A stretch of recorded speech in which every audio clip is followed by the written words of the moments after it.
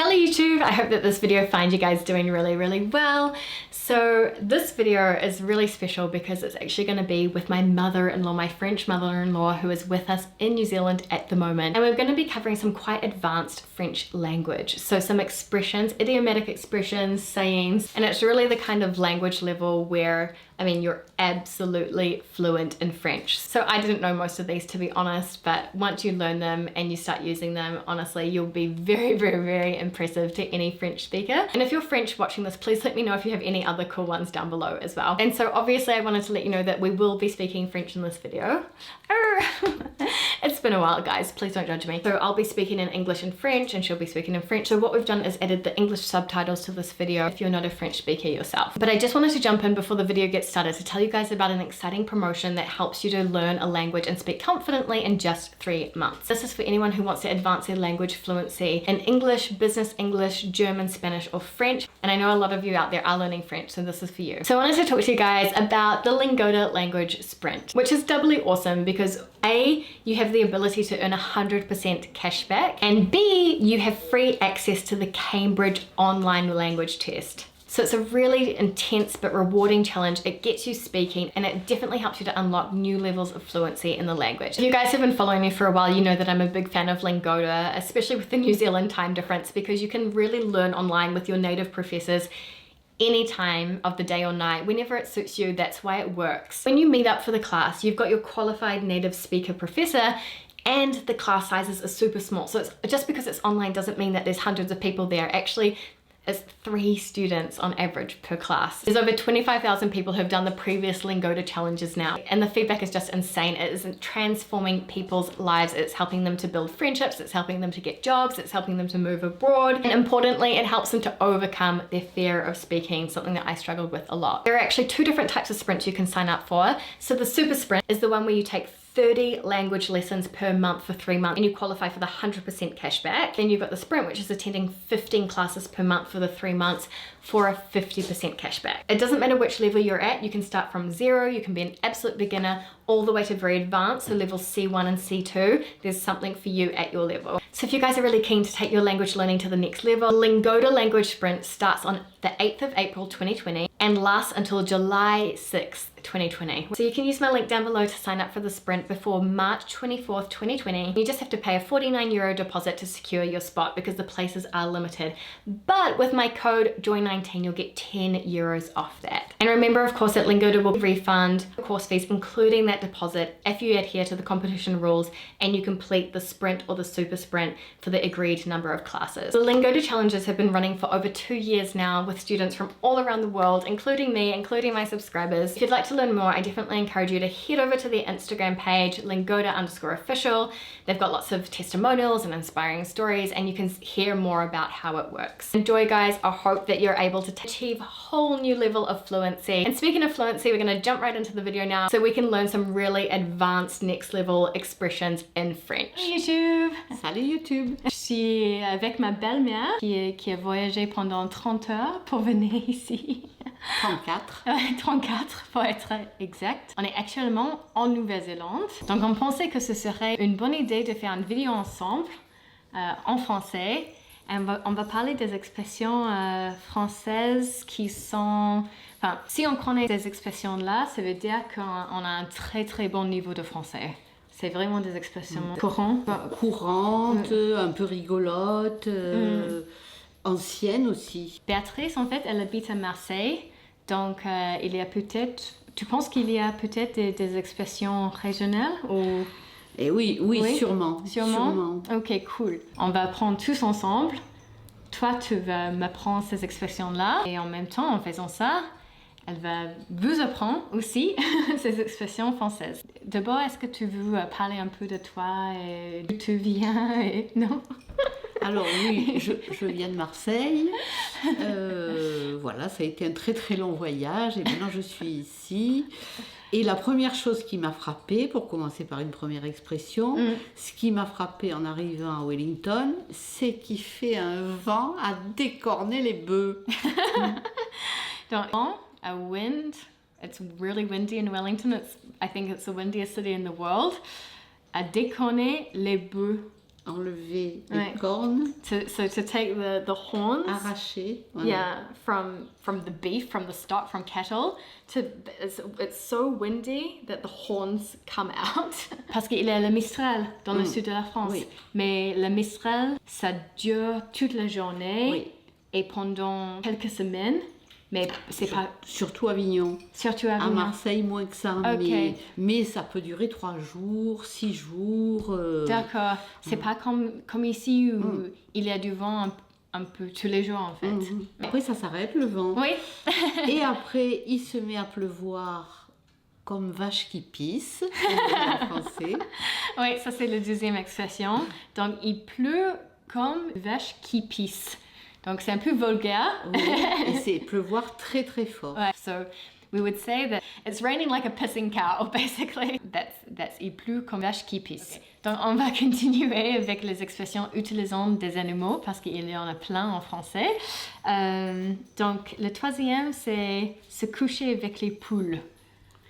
Se coucher très tôt. Voilà, c'est se coucher très tôt. Ouais. Parce que les poules se couchent quand le soleil se couche, donc c'est se coucher très tôt. Ensuite, on a passé du coq à l'âne, pour rester dans le même domaine.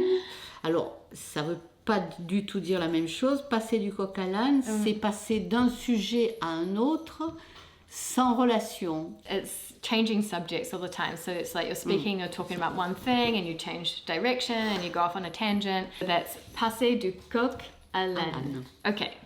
Alors ensuite, on passe aux mouches. Il y en a aussi des expressions avec les mouches. Alors on a gober les mouches. Gober les mouches. Alors gober les mouches, c'est rester comme ça, la bouche ouverte. C'est un peu ne penser à rien ou faire pas attention. Donc on a la bouche ouverte et les mouches risquent de rentrer.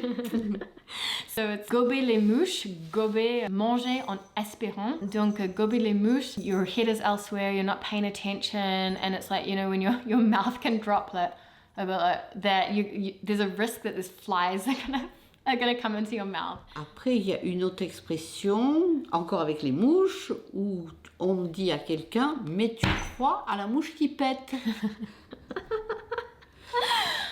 Alors ça veut dire croire au Père Noël, en fait. Voilà. I guess it's like saying you think pigs can fly in English. It's like it's you believe in flies that fart.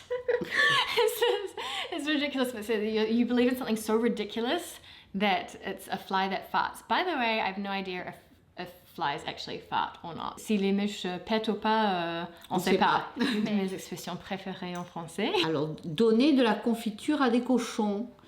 Alors, ça veut dire donner quelque chose de très bon à quelqu'un qui n'est pas capable de l'apprécier. C'est très dommage. Ouais. Et tu as utilisé cette expression, tu étais en Angleterre. Oui. Béatrice a dit you give marmalade to the pigs. Et les Anglais étaient un peu... ça les a fait rire. Oui. They laughed because I was just like, we did what now? It's like you give beautiful food to someone who doesn't quite appreciate it, maybe doesn't know how good it is. It's like giving jam, giving marmalade to the pigs. It's like, it's a waste basically. Alors on a... Ce n'est pas la mer à boire. C'est pas si compliqué que ça. On peut le faire. C'est pas aussi difficile que boire toute la mer. Ce n'est pas la mer à boire. So it's not like you have to drink the entire sea. It's not that complicated. It's not that difficult. We'll find a way. Alors l'habit ne fait pas le moine. Ça, c'est une expression plus ancienne, je crois.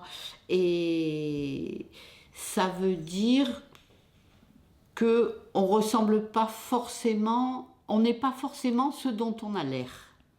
Est-ce que tu comprends? Oui. La première impression, c'est pas toujours le bon. Like wolf in sheep's clothing or something along these lines, I guess, would be the equivalent. What you're wearing doesn't necessarily, like the first impression doesn't necessarily count. It's like you can come across in a completely different way to who you actually are. Ensuite, c'est encore avec la pisse. Oui, il y a beaucoup d'expressions.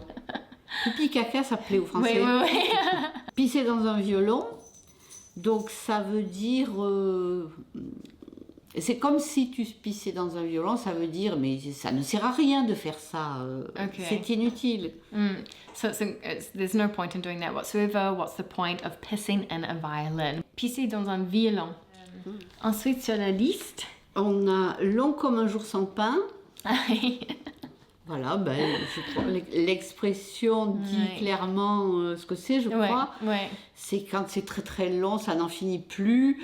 Et un jour où on n'a pas du tout de pain, c'est-à-dire on n'a rien à manger, ben la journée semble très très longue.